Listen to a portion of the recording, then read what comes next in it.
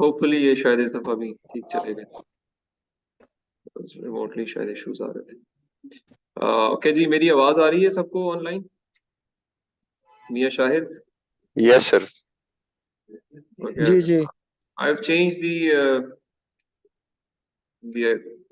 Meeting now, meeting room मैंने थोड़ा change किया। मे बी होप, मुझे उम्मीद है कि अभी ये मसला नहीं आएगा जो पहले आ रहा था। तो काइंडली जो आपके कोलीग्स हैं या जिनके पास जो अभी तक ज्वाइन नहीं किया, उनको ये लिंक जो है वो काइंडली फॉरवर्ड कर दें कि इस पे ज्वाइन करें। पिछले वाले लिंक को डिलीट कर दें। ओके, सो जो डिस्कशन हमारी हो रही थी that was related to one of the question from the class. Madam Shamim का क्वेश्चन था कि मैं किन लोगों से सुपरवाइजर के तौर पर इनको चुन सकती हूँ। तो मैंने ये जवाब दिया है जो कि सबके लिए है कि जिन जिन लोगों ने आपको पढ़ाया है, बेशक उनका कोर एरिया वो नहीं है जो आप करना चाह रहे हैं। लाइक इन्होंने एग्जांपल दी कि एचआरएम में मैं काम करना चाह रही हूँ, लेकिन एचआरएम में सिर्फ डॉक्टर इरफान जफर का एरिया है। बाकी जो मैंने पढ़ा है जिनसे जिन्होंने नाम खुद लिए, doctor Aamir Bakai, doctor Yasir, doctor Umar, doctor Zaheer और डॉक्टर एहसन, इनका एरिया नहीं है। तो मैंने इनको जवाब ये दिया कि पीएचडी इज अ पेडिस्टल, और पीएचडी करने के बाद आप किसी भी सब एरिया में सुपरवाइज कर सकते हैं बेस्ड ऑन योर एक्सपीरियंस। तो आप इनमें से किसी को भी चुन सकती हैं एज योर सुपरवाइजर। ठीक है, तो आई होप हाँ जी। You are satisfied. ओके, तो कोई और क्वेश्चन इस तरह का ऑनलाइन पार्टिसिपेंट का है कि जिसमें कोई सुपरवाइजर का मसला उनको आ रहा हो? Because everybody out of you has to contact somebody who should see your document and maybe can guide you. जो कुछ मोटी चीजें आप गलत कर रहे हैं या से अगर थीसिस नहीं भी करना चाहते, तब भी आपको किसी न किसी से गाइडेंस जरूर लेनी है। और इसमें मैंने इस हद तक आपको अलाउ किया था कि even if somebody is not from the university, you can take guidance from any PhD outside the university and he or she can become your supervisor provided he is a PhD, she is a PhD, not MS। बस ये requirement. तो I hope answer हो गया। अच्छा जी, कोई issue नहीं है इसमें। आपने उनकी सीवी जमा करानी है, they will be working with you as a supervisor, और यूनिवर्सिटी से आपको एक को सुपरवाइजर मिल जाएगा जो कि पेपर फॉर्मेलिटीज के लिए आपके साथ होगा। बट आप उनसे गाइडेंस ले सकते हैं, तो उसमें कोई पाबंदी नहीं है, वो भी आप कर सकते हैं। बट यहाँ भी काफी सारे लोग हैं, इनको भी आप देख लें जो आप कंफर्टेबल हैं। बट पॉइंट इज कि पीएचडी होना चाहिए ना, कि अपनी किसी रूममेट को आप साथ लगा लें जिसका अपना एक्सपीरियंस ना हो, वो अलाउड नहीं है। ठीक है, हमने तो करना ही है काम, हमने डिग्री ले लिया, हमें पढ़ना है, लेकिन आप देखेंगे ये चीजें भी काउंट करते हैं, वो भी मतलब एहसान ना कर रहे हो हमने, जैसे सर सॉरी से नहीं ऐसा ही है। देखिए मैं उसकी वजह बताता हूँ। वो एक पब्लिक डीलिंग कर रहे हैं ना स्टूडेंट्स। अब आप में से एक टीचर को 20 स्टूडेंट्स अप्रोच करते हैं, हर स्टूडेंट एक जैसा तो नहीं होता ना। तो जब हर स्टूडेंट एक जैसा नहीं होता, तो टीचर ये देखता है कि जी मुझे आसानी किस तरफ है। जहाँ उसे कम मेहनत करनी पड़ती है, वो ऑटोमेटिकली नेचुरली कह लें कि उस तरफ डाइवर्ट होगा कि I should get this student and can supervise him और हर, बिकॉज थोड़ा बताऊंगा ये ज्यादा काम कर लेगा या कर लेगी। अगर मुझे नजर आएगा कि एक स्टूडेंट है, इस पे मुझे बहुत एफर्ट करनी पड़ेगी, तो मैं उससे अपनी जान छुड़ाऊंगा कि यार ये तो मुझे तंग करेगा बहुत ज्यादा। अब ये वेरी करती है, ये इंसानी नेचर है हर बंदे की, ये हर बंदे के अंदर है, आप में भी है। ठीक है, आप भी एजुकेशन सेक्टर में, आप भी जब लोग आपसे आके मिलते होंगे तो आपको नजर पहले पता होगा यार कि मेरे ऑफिस में ये 4 लोग हैं जो कि बातों में सुन लेते हैं, ठीक काम करते हैं, ये 4 लोग हैं, इनसे दूर रहो, ये बस टाइम जाया करते हैं। इस तरह के स्टूडेंट्स भी होते हैं, इसलिए वो फिर थोड़ा सा टीचर जो है ना वो उन लोगों से भागते हैं। लेकिन अगर आप अपना जेन्युइन तरीके से काम कर रहे हैं ना, तो आई गारंटी यू कोई टीचर आपको इस पे कभी भी ये नहीं समझेगा कि वो आप एहसान कर रहे हैं। ठीक है, और अगेन मैं ये बहुत दफा क्लास में बता भी चुका हूँ कि फ्रीक्वेंसी मैचिंग बड़ी इंपॉर्टेंट है। हर बंदे की पर्सनैलिटी भी मैच नहीं करती ना, मेरी आपसे हो सकता ना करती हो मैच। आप अच्छी बात भी कर रही हो, मैं हो सकता है उसे कहूँ कि नहीं ये गलत बात कर रहे हैं, या मैं गलत बात कर रहा हूँ, आप कहें गलत बात कर रही हैं। मतलब it could be both way. वो पर्सनालिटी मैचिंग भी बड़ी इंपॉर्टेंट होती है, क्योंकि आपने इंटरेक्ट करना है किसी के साथ, इंसान के साथ इंटरेक्ट करना है, तो वो आपने वो फ्रीक्वेंसी मैच भी करनी है। इसलिए ऑप्शन है 6 7 8 की ऑप्शन है। तो the one which you find के he can supervise me well और I can work with him और her in a better tone with a better working environment, you select him or her। जबरदस्ती किसी को ना करे ना, फिर वो यही सोचेगा कि मैं एहसान कर रहा हूँ, क्योंकि वो आपसे मैच ही नहीं कर रहा होगा। तो वो थोड़ा सा होमवर्क आपके एंड पे होना है, और यही लर्निंग भी है इस सारे प्रोसेस की। थीसिस की लर्निंग भी यही है कि आपको लोगों की पर्सनैलिटीज भी पता चलती हैं, आपको अपनी भी कैपेबिलिटीज का अंदाजा होता है। आप फंसते हैं, आप सॉल्व करते हैं, हर मसला स्पून फीडिंग से नहीं होता, ठीक है। रिसर्च गेट में बाज़ औक़ात मेंबरशिप नहीं मिलती, फिर करना पड़ता है कुछ ना कुछ, रुकता तो नहीं ना इंसान। तो जब आप नहीं रुकेंगे तो फिर आप सीखेंगे ना, तो ये रिक्वायरमेंट इसीलिए रखी गई। तो हर्डल्स आएंगे, मसले आएंगे, सॉल्व करना है आपने। ट्रस्ट पास जैसे कहते हैं ना कि रास्ता बिल्डिंग में घुसना है, बिल्डिंग बंद है, दरवाजे बंद हैं, तो फिर आप दीवार टाप के जाते हैं ना, गुजरना तो है। तो वो ट्रस्ट पासिंग यहाँ पे आपको बहुत चीजें सिखाती है। तो ये उसका एक हिस्सा है, सुपरवाइजर का अच्छा बुरा होना। ऐसे भी लोग होते हैं जो कि पीएचडी की स्टेज पे पहुंच जाते हैं, 7 साल 8 साल किसी एक सुपरवाइजर के साथ गुजार लेते हैं और वो उनको फेल करवा देता है। ऐसे भी होते हैं। तो मैं आपको पागल लग रहा हूँ?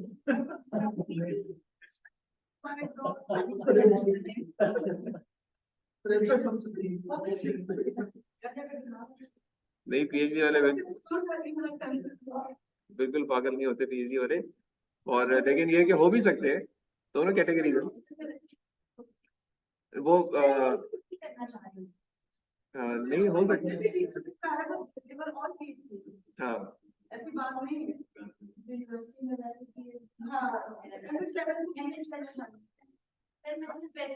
नहीं, मुझे पता है आप मजाक ही कर रही हैं, मैंने भी मजाक ही किया इसीलिए। आपने सीरियस नहीं लेना इस चीज को।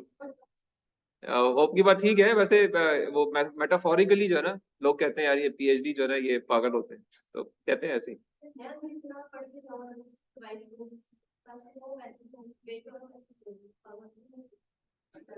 देख लें, अब ये सुपरवाइजर अगर आपको मिल जाती है तो ये कितना तंग करेंगे आप। वो उनको अभी से तंग कर रही है, वो कंफर्म्ड है, उन्होंने कर दिया कि शीज। लेकिन ये हिस्सा है, this is the part and parcel of life. अच्छे बुरे लोग हर जगह होंगे, ये भी जरूरी नहीं है कि वो बुरे ही हो, वो आप उसको डील ऐसे कर रहे हैं कि वो उससे आपकी मैचिंग नहीं हो पा रही, किसी और के साथ हो सकता है बहुत अच्छा भी हो, ठीक है। तो I think excuse me sir. जी आप बताइए। Anush yes Iqbal sir. जी। जी सर, मैं पूछना चाह रही थी कि हमें मिड से पहले क्या प्रेजेंट करना है, बस यही अपना टॉपिक और साथ में जो हमारे आर्टिकल्स हैं मिड टर्म एग्जाम और से इनका पहले जो मैट्रिक्स करके। मिड टर्म एग्जाम से पहले कुछ भी प्रेजेंट नहीं करना। मैंने अभी आपको थोड़ी देर पहले लेक्चर में बताया कि मिड टर्म एग्जाम के बाद वाले वीक में मैं प्रेजेंटेशंस लूंगा, और उसमें जी क्या जी, प्रेजेंटेशन लूंगा उसका कंटेंट मैंने बड़ा डिटेल में बताया है, आपने सुना नहीं शायद। मेथोडोलॉजी का। नहीं सर, सुना है लेकिन थोड़ा सा वो मिस हो तो गया। वो जो सुना है वही सेम चीज है, उसको दोबारा लेक्चर में जरा सुन लीजिएगा जब आपको रिकॉर्डेड मिलता है। आज आपने अगर अपना टॉपिक प्रेजेंट करना है तो आपने अपना टाइटल बताना है और अपना बेसलाइन पेपर थोड़ा सा मैं पूछूंगा कि क्या आपने पढ़ा क्या है, उस पर्सपेक्टिव से मैं आपसे बात करूंगा। ठीक है सर। सर आर्टिकल्स तो काफी सारे देखे हैं, लेकिन सर वो अम, अगर काफी सारी चीजों में वो हमें मिले भी हैं, लेकिन ये कि सर वो नहीं है कुछ। जैसे कि भी मैं ढूंढ रही थी, स्कोपस पे है तो वो वेब ऑफ साइंस पे नहीं है। कोई बात नहीं, कहीं पे तो है ना, यस सर। तो ठीक है। सर्च गैलरी पे हैं तो इस तरह ठीक है, से ठीक। तीनों में नहीं एक चीज पाई जाती। और देख लेते हैं, आज जब अपना आप काम दिखाती है ना तो मैं वहां पे आपको गाइड कर दूंगा। ठीक है सर, थैंक यू। और इससे फिक्रमंद नहीं होना कोई। इसमें मैंने इवन ये भी लेक्चर में कहा है कि अगर कहीं पे भी नहीं है ना पेपर, तब भी अगर आप खुद कॉन्फिडेंट हैं कि ये अच्छा काम हुआ है तो आप उसको लेके चल सकते हैं और किसी रिलेटेड पेपर को अपना बेसलाइन बना सकते हैं। Thank you sir. ठीक है, इंपॉर्टेंट ये थैंक है यू। कि आपको पता चल गया है कि यार अब ऐसे दुनिया में चीजें एग्जिस्ट करती हैं जिन पे एतबार करने से पहले मैंने कुछ चीजें कंफर्म करनी है। तो और कम से कम यस। आप कॉशियस हैं, तो वो कॉशियसनेस चाहिए यस। थी, ठीक है। ठीक है सर। तो बस अगर थैंक उस यू। पे चल रही हैं तो ठीक है, उसमें कोई मसला नहीं है। ठीक है। अगर आप थोड़ा ठीक। बहुत थैंक यू। कंप्रोमाइज हो भी जाता है तो कोई बात। ठीक है जी। जी फैजान, आप कुछ पूछ रहे हैं? सर एक तो नेक्स्ट वीक में सर पेपर आ रहे हैं, तो थोड़ा सा सर उसके बारे में बता दें कि पेपर के बारे में मैं बता देता हूँ आपको। पेपर ये कि जो अभी तक हमने क्लास में कवर किया है ना, इसी के अंदर से सवाल होंगे। और जो आपने अपना टॉपिक अभी तक पढ़ा है, उस पे जो चीजें तैयार की हैं, बेसलाइन का काम किया है, कोई रिसर्च पेपर फाइनलाइज किए हैं, कोई टॉपिक फाइनलाइज किया है, इसके अंदर से सवाल होंगे। लाइक एक सवाल आपका मैं पेपर में पूछ लेता हूँ जी कि what is the title of your decided research work. It had some marks. Who is your supervisor? Name of supervisor is a marked question, is a graded question. तो इसी तरह के सवाल होंगे। ठीक है फैजान? सॉरी टू ठीक है सर, इंटरप्ट। बिल्कुल ठीक है। जैसे सर क्लास में आपने एक छोटा सा क्विज लिया था, तो आपने थ्योरेटिकल क्वेश्चन किया था, तो वो देखिए, उसके मैंने उसको अटेम्प्ट किया था। उस जो मुझे एक समझ आई कि शायद ये एक थ्योरेटिकल पर्सपेक्टिव से इन चीज़ों को हमें पता होना चाहिए, लेकिन आपने उसको कहा था कि नहीं, इसको आप रिलेट करें अपने रिसर्च वर्क से, और जो आपने रिसर्च पेपर्स 5-6 सेलेक्ट किए हैं उनके फैक्टर। तो इस तरह की चीज़ सर अगर मिड में मतलब इस तरह की चीज़ भी आएगी? इस तरह की चीजें जो ना, मैं कुछ जो जो आप उधर ऑनलाइन मतलब देखिए, मैं उस वक्त में करूंगा ना कि अगर मैं आपको वहाँ फैसिलिटी दूं कि इंटरनेट की फैसिलिटी ऑन है, तब तो ठीक है। लेकिन अगर आपको कोई याद करके तो आप आ नहीं सकते, तो ये चीजें मैं आपसे आपकी प्रेजेंटेशन में देखूंगा। ये सी ग्रेडिंग वहां पे होगी। एक बड़ा पोर्शन जो आपकी ग्रेडिंग का होगा वो प्रेजेंटेशन में नजर आएगा। अगर आपने वहाँ किया होगा तो इट मींस किया हुआ है, वहाँ सवाल का जवाब दे सकेंगे तो इट मींस दे सकेंगे, आपने देखा है। तो मैं सवाल मिड टर्म में वही पूछूंगा जो कि आपने क्लास में मुझसे इंटरेक्ट करके और मैंने जो पढ़ाया है आपको, मैं उसकी अंडरस्टैंडिंग चेक करूंगा। तो उसमें ऐसी कोई चीज मैं नहीं पूछूंगा शायद कि जिसमें कोई रट्टा हो, या कोई आप चीज जो है ना वो आपको देखनी पड़े ऑनलाइन जाके डिस्कस करके। नहीं, जो आपने खुद सीखी है और आप मुझे समझ है कि आपको पता होनी चाहिए, मैं वो सवाल करूंगा आपसे। सर इस तरह सवाल तो नहीं होंगे कि ये एक पेपर है उसके साइटेशन कितने हैं, वो जीपीआई कितने हैं, ये चीजें, क्योंकि वो तो नेट से पर पता चल जाता है। नहीं मरवान, ऐसे सवाल मैं नहीं पूछ सकता ना आपसे, क्योंकि मैं आपको एक्सेस ही नहीं दे रहा इंटरनेट की। तो आप याद तो नहीं कर ठीक हो गया सकते, सर। पेपर तो हजारों लाखों है। अब हर एक का आप जेपीआई या हर एक का आप साइटेशन तो नहीं याद रख करके आ सकते उस दिन। जी जी सर, ठीक है जी। लेकिन ये कि अगर आप कॉशियस हैं और आप पढ़ते रहे, देखते रहे, तो आपको आइडिया हो गया। ये प्रेजेंटेशन में पूछूंगा मैं। ठीक हो गया जी। इसलिए मैं कह रहा हूँ कि प्रेजेंटेशन की मार्किंग जो है वो 50% है, ज्यादा मार्किंग प्रेजेंटेशन की है। मिड टर्म जो है वो डिपेंडेंट है आपकी प्रेजेंटेशन के ऊपर। सर ये प्रेजेंटेशन पार्ट्स में होगा ना, जिस तरह वो 25% फिर 50% फिर 75 फिर ओवरऑल जो होता है। जी जी, ऐसे ही होगा, एज मच एज ठीक हो गया। पॉसिबल। बट दो मेजर प्रेजेंटेशन होंगी, दो। बाकी सब सब्सिक्वेंट तो बहुत सारी देते रहेंगे आप। एक ये पहली मेजर प्रेजेंटेशन है जो मिड टर्म के बाद दे रहा हूँ। ठीक हो गया फिर जी। एक एंड टर्म से पहले लूंगा या एंड टर्म के बाद लूंगा, वो डिपेंड करेगा। ठीक है जी। हाँ जी, और कोई सवाल? साजिद, और कोई सवाल किसी का जी, मरवान के अलावा? सब एड्रेस हो गया जी? Should we move forward now? आपके क्लास में तो जी कोई क्वेरी नहीं रह गई अब, सारे सवालों के जवाब हो गए।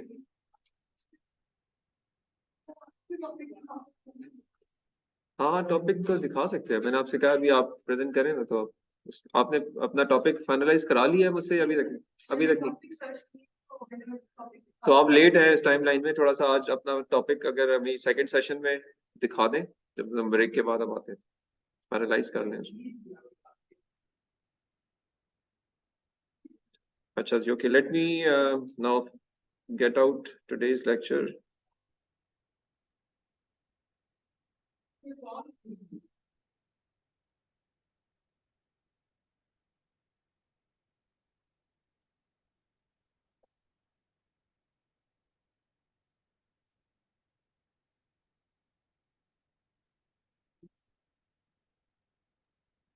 सर एक लास्ट क्वेश्चन था प्लीज।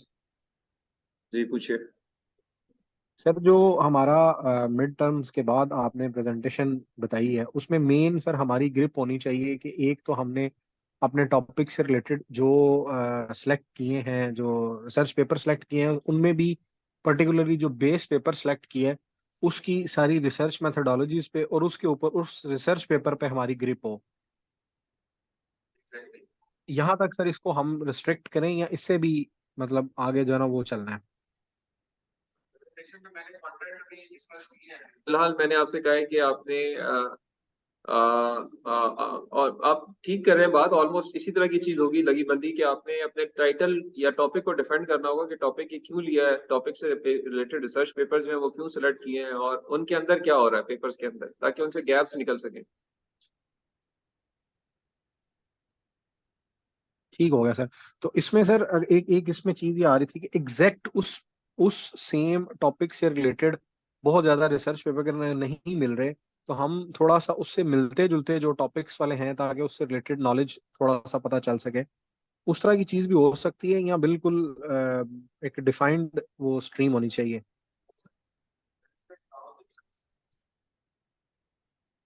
काम था जो कि 1990 में खत्म हो गया किसी और तरीके से, और अब दुनिया में नई अप्रोचेस आ गई हैं। आप उन अप्रोचेस को किसी और एप्लीकेशन एरिया में देखते हैं और कहते हैं पुराने एरिया में मैं अप्लाई करना चाहता हूं, तो आप कर सकते हैं।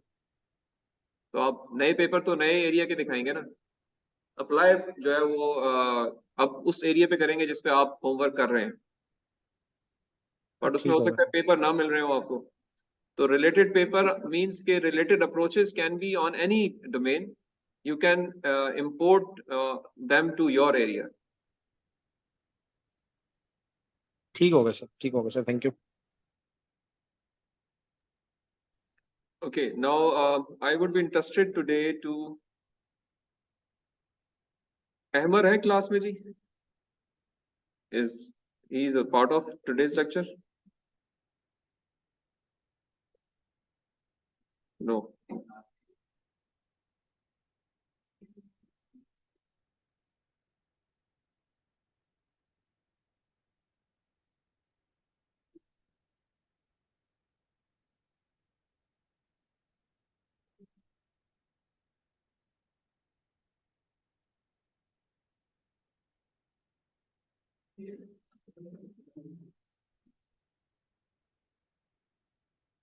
चलिए फिर हम थोड़ा सा आज topic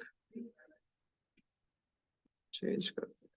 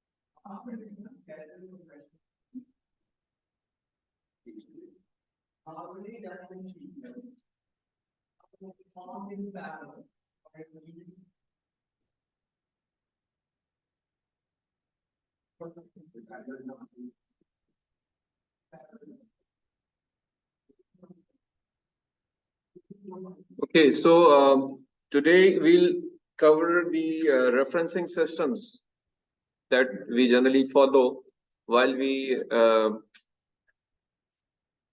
read research papers and refer them in our text during writing.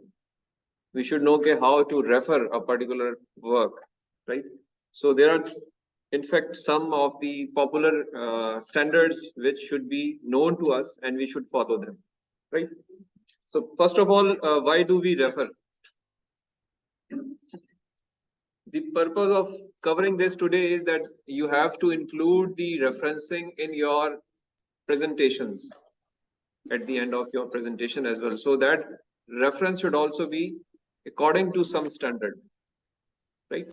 And subsequently, once you will write your research proposal, you will be writing a literature review section. So वहां पे आपको ये again पता होना चाहिए कि मैंने कैसे रेफर करना है, क्या तरीके हो सकते हैं, right? So अगर यहाँ पे हम देखें कि why do we refer?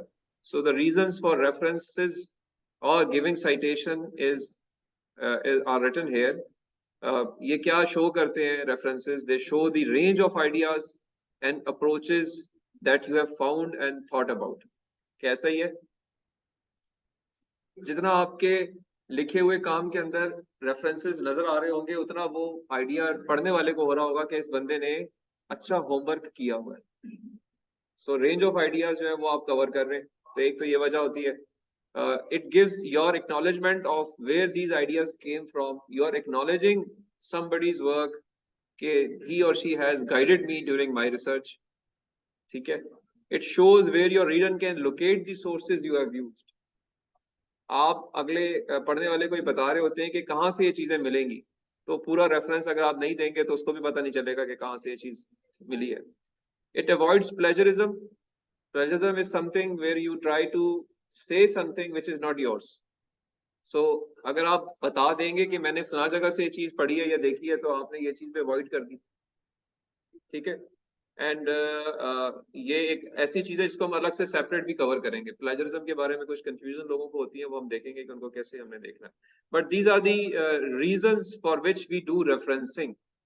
और इनफैक्ट हम करते क्या है, रेफरेंस कब कब देते हैं हम? जब हम पैराफ्रेज करते हैं। Paraphrase means you are trying to write in your own words somebody else's ideas, or you summarize। Summarize means again you try to give a crux of the idea but it's not yours, किसी और का है, तो आप again you will try to give reference। Quote, अगर exact cut pasting copy करना है आपने, तब भी आप रेफरेंस देते हैं कि फला जगह से मैंने चीज पिक की। ठीक है इकरा? और इसी तरीके से अगर आपको डायग्राम किसी से ले रहे हैं, कोई टेबल कहीं से आप कट पेस्ट कर रहे हैं, तब भी आप मेंशन करते हैं कि मैंने ये डायग्राम, ये फिगर फला जगह से रिप्रोड्यूस किया है after the permission of that particular author. इनमें जो पहले तीन है ये आप अपने एंड पे खुद कर सकते हैं रेफरेंस देके। जो आखिरी वाला है जिसमें आपने कोई फिगर किसी की लेनी है स्पेशली, तो फिगर में आपको पहले परमिशन लेनी पड़ती है उस ऑथर से। ठीक है, ऑथर से आप परमिशन लेंगे तो आप किसी की फिगर यूज कर सकते हैं और फिर आप साइट कर सकते हैं। पॉइंट ये है कि सिर्फ फिगर लेके साइट करना is not enough, it's not allowed. ठीक है। अच्छा, उसका अल्टरनेट रूट्स हैं। अल्टरनेट रूट्स क्या है कि आपको ये फिगर बहुत अच्छी लगी है और आप चाहते हैं कि मैं इसको अपने काम में इंक्लूड करूं, तो आप उसको अपने तरीके से बनाएं, रिप्रोड्यूस करें कोई और तरीके से उसको बना के, और फिर आप उसको साइट भी करें और कहें जी है किसी और का आइडिया ये, लेकिन फिगर मेरी है। समझ गए? ये इंपॉर्टेंट है चीज, जरा इसको ध्यान में रखिएगा। There are two major systems which you try to follow in referencing system। One is called the author date system and second is the numeric system। ये दो major referencing styles हैं, दो मेजर रेफरेंसिंग स्टाइल्स हैं। इनके सबलेट्स हैं, छोटी छोटी और माइनर वेरिएशंस के साथ इनकी सब टाइप्स हैं, बट इनकी मदर ब्रांच या मदर कैटेगरी एक ही है। लाइक ऑथर डेट के अंदर आपको आइडिया होना चाहिए कि इसके अंदर रेफरेंसिंग के अंदर कुछ ऑथर और उसके साथ कुछ साल होगा। ठीक है। इसके फर्दर सब टाइप्स जो है वो APA, MLA and for many more minor variation के साथ। इस तरह से एक न्यूमेरिक सिस्टम है। न्यूमेरिक सिस्टम को हम IEEE स्टाइल भी कहते हैं। इसके भी छोटी छोटी वेरिएशंस के साथ शिकागो, टोरेपियन, वैंकूवर, फुटनोट, ये सारी उसी की टाइप्स हैं, इनमें माइनर वेरिएशंस हैं। अब मैं आपसे रिक्वेस्ट ये करूंगा कि you all have your baseline paper selected. Go and open that paper and tell me which type of referencing is being used in those papers which you are following। देखिए जी राफिया जी, मेरी sir ये आप slide online आ रही है आवाज? Sir आवाज आ रही है, स्लाइड से पढ़ा रहे हैं? जी स्लाइड में आपके साथ शेयर कर लेता हूँ। एक मिनट, आपने मुझे पहले नहीं कहा तो I thought it's already shared, but let me share it now for the online participants. ठीक है जी, अभी आपको कुछ नजर आ रही होगी? जी सर अब आ रही।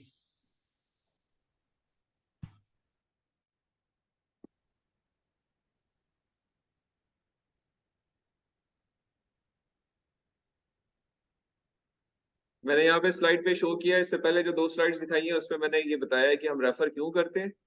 ये 4 पॉइंट्स बताए थे। फिर मैंने आपको कहा था कि जी ये इन चीज़ों में हम जो है वो ये रेफरेंसेस देते हैं। और उसके बाद हमने 2 टाइप्स बताई थी। अच्छा, एक चीज और जो मैं यहाँ पे आप लोगों को दोबारा और फर्दर एक्सप्लेन कर दूं कि जब रेफरेंस आप देते हैं तो आप दो जगहों पे रेफरेंस देते हैं। एक रेफरेंस को आप देते हैं इन टेक्स्ट रेफरेंस। इन टेक्स्ट रेफरेंस जो होता है वो आपको आपके सेक्शंस के अंदर नजर आएगा, इंट्रोडक्शन सेक्शन के अंदर, लिटरेचर रिव्यू सेक्शन के अंदर, मेथोडोलॉजी सेक्शन के अंदर इन टेक्स्ट रेफरेंस होता है और उसका डिटेल होती है एट द एंड, जिसको हम रेफरेंस सेक्शन कहते हैं। तो there are two places where you will refer, in text and out of text कह लें, ठीक है। आउट ऑफ टेक्स्ट को हम बिब्लियोग्राफी भी कहते हैं, बिब्लियोग्राफी दी होती है आपने या रेफरेंसेस दिए होते हैं। तो जो आपके पास इन टेक्स्ट रेफरेंसेस हैं वो आपको इनमें से दो कैटेगरीज नजर आती हैं, एक को आप ऑथर डेट सिस्टम कहते हैं और एक को आप न्यूमेरिक सिस्टम कहते हैं। आई रिक्वेस्टेड के जी everyone out of you including the DL students, please open your baseline paper and see which type of referencing is being utilized by your baseline paper.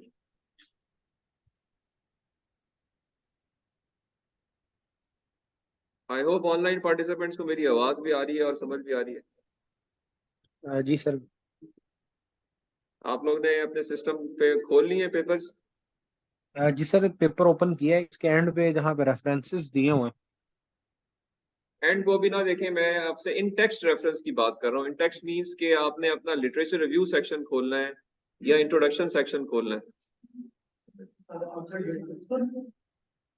Late me ask you one by one.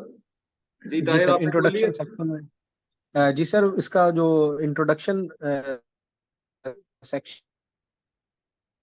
है वो sir मैंने open कर लिया इसके ऊपर। ये अब आप उसमें मुझे ये बताएं कि ऑथर डेट सिस्टम है या न्यूमेरिक सिस्टम है वहां पे, यानी वहां पे ऑथर और साल के साथ रेफरेंस दिया हुआ है या कोई नंबर डाला हुआ है ब्रैकेट के अंदर 13, 14, 15 ये लिखा हुआ है?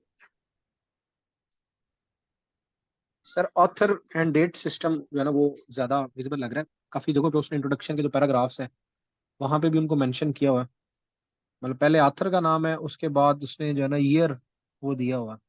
एक ब्रैकेट में बंद की हुई दो चीजें। जी सर, जी सर। ओके, तो ये ऑथर डेट सिस्टम पे स्टैंडर्ड फॉलो हुआ हुआ है। जी उसामा, आप कुछ कह रहे हैं? जी सर, मेरा भी जो बेसलाइन पेपर है उसमें ऑथर और ईयर है सर।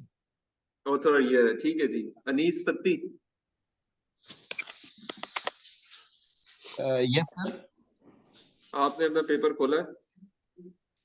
सर मैंने सर नहीं, मेरे पास है नहीं अभी। अच्छा, फिर तो आप बहुत लेट है भाई। अस्सलाम वालेकुम। जी जी जी भाई। सर मैं IEEE का ये जो स्क्वायर ब्रैकेट के अंदर नंबरिंग सिस्टम है ये उस तरह है मेरे पास। फॉलो हुआ है, ठीक है जी। अमार तैयब? जी सर।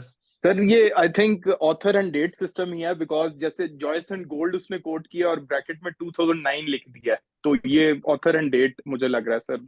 ऑथर डेट सिस्टम, ठीक है जी। अहमद गिलानी?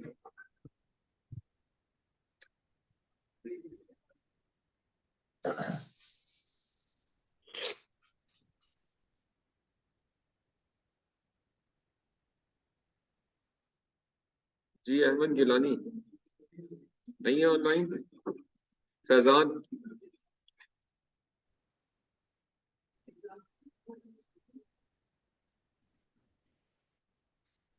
इरफान गुल?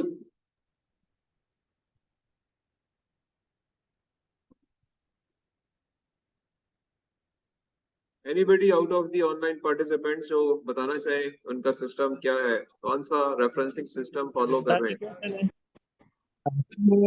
जो आपने ऑथर एंड डेट सिस्टम का बताया है, इसके अंदर आगे फर्दर वो लिखा हुआ है कि Harvard system, APA and MLA। ये सर इसके आगे फर्दर सब सिस्टम्स हैं। मेरा जो डिफरेंट पब्लिशर्स हैं वो माइनर वेरिएशंस लेकर आते हैं ऑथर डेट सिस्टम की डिटेल डिस्क्रिप्शन में। समवेयर दे यूज, कहीं पे वो टाइटल को बोल्ड कर देते हैं, कहीं पे टाइटल को टैलिक कर देते हैं, कहीं पे पेज नंबर मेंशन करते हैं, कहीं पे नहीं करते हैं, और उस छोटी माइनर वेरिएशन पे वो उसका नाम चेंज कर देते हैं। हम उन पे आते हैं, अभी मैं उन सब आउटलेट्स पे आता हूँ। मैं भी बताना ये चाह रहा हूँ कि दो मेजर कैटेगरीज हैं, आपने ये फिगर आउट करना है कि आप किस कैटेगरी में फॉल करते हैं। सर ये जो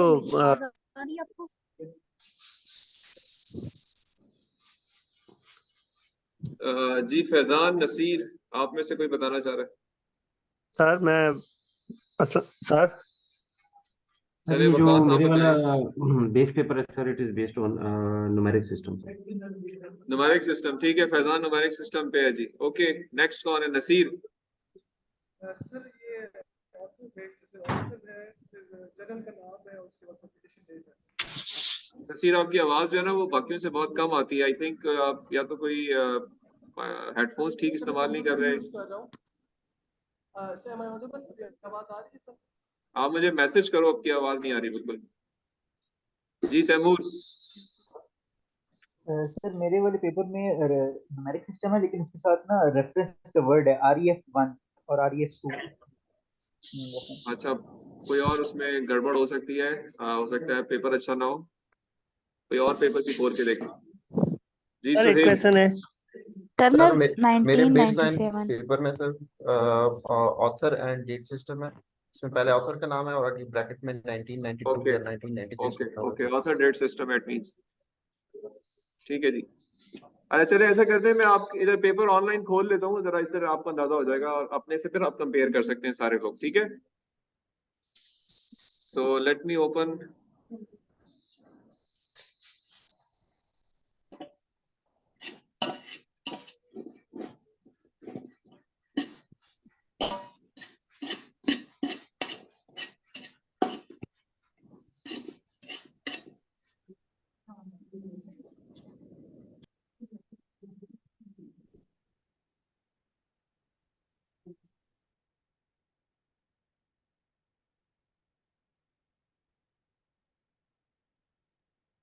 आप सब लोगों ने अपने अपने रिसर्च पेपर खोले हुए हैं?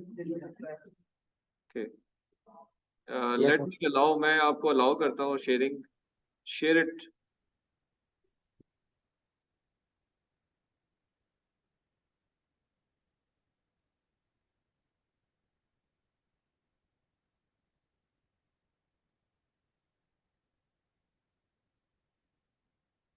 अच्छा जी,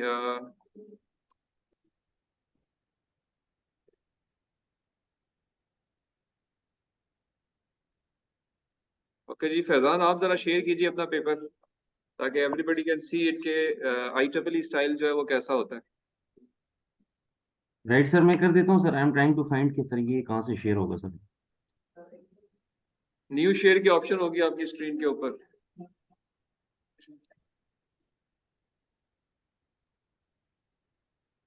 नहीं सर, शेयर स्क्रीन आ रहा है सर। जी जी जी सर, आ गया। शेयर स्क्रीन पे चले जाए ना सर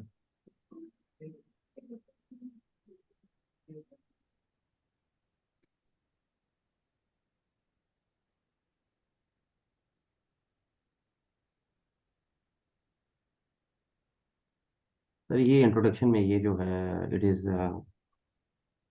आपने शेयर न्यूमेरिक किया? सिस्टम। जी जी सर, मैंने कर दिया सर। जी सबको विजिबल है? No sir. जी सर विजिबल है। यस सर विजिबल है। हाँ जी, किन किन को नहीं है विजिबल? सर मुझे विजिबल नहीं है। सर नहीं है विजिबल। सर यहाँ पे भी सर visible नहीं एक्चुअली आपने भी स्क्रीन शेयर किया है, तो 2 स्क्रीन शेयर चल रहे हैं इस टाइम, तो अगर आप काइंडली ऑफ करेंगे तो। अगर नहीं नहीं सर की भी स्क्रीन बेशक शेयर रहे, अगर मोबाइल से ऑन है तो ऊपर ऑप्शन आ रहा है स्क्रीन 1 या स्क्रीन 2। आप स्क्रीन 2 पे करेंगे तो फैजान सब की स्क्रीन शेयर हो जाएगी आपके पास।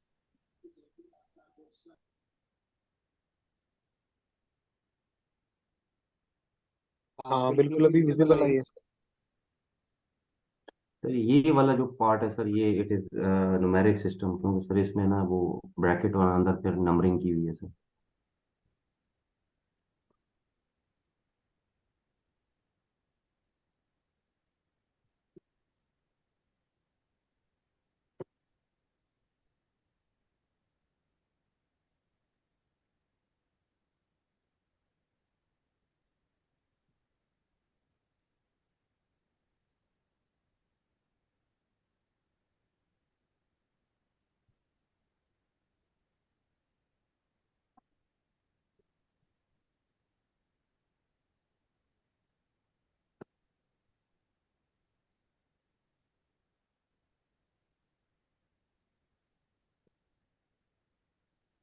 शेयर माई सेल्फ ताकि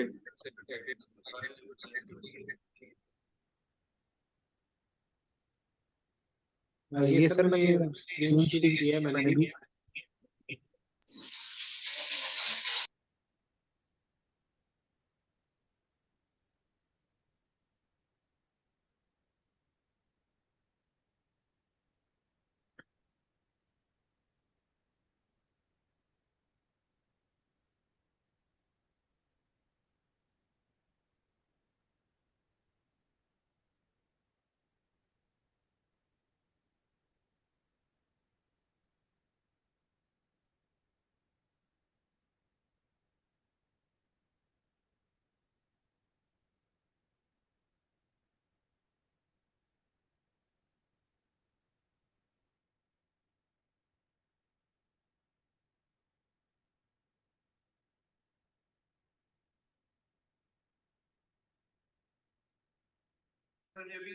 स्क्रीन 1 पे जो मैंने शेयर किए हैं उसको अगर आप खोल लेते हैं तो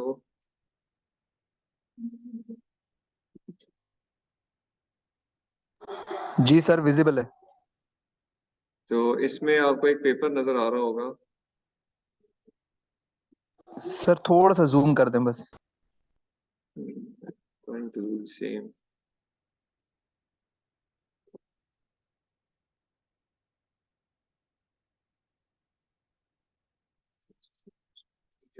Control. आई होप अभी बेहतर हो गया।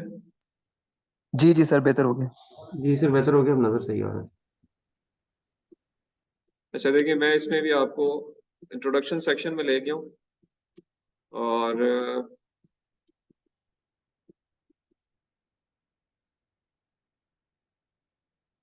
यहाँ पे अगर आप राइट साइड के पैराग्राफ्स पे आपको भी क्लास में भी नजर आ रहा होगा इकबाल, तो यहाँ पे आपको नंबर्स नजर आ रहे होंगे इन टेक्स्ट। जी सर ये न्यूमेरिक सिस्टम है।